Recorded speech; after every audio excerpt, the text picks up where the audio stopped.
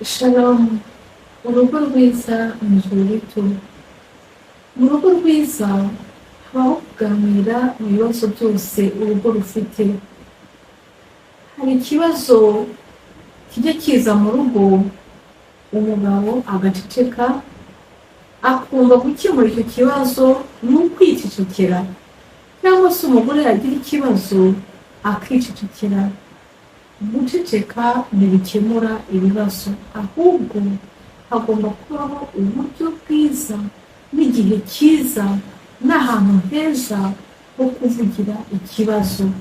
Ikibazo iyo kitavuzwe kirakura kikabyara umusozi ushobora guturikana abawuhagazeho. Ariko iyo ikibazo kiganiriweho haboneka igisubizo.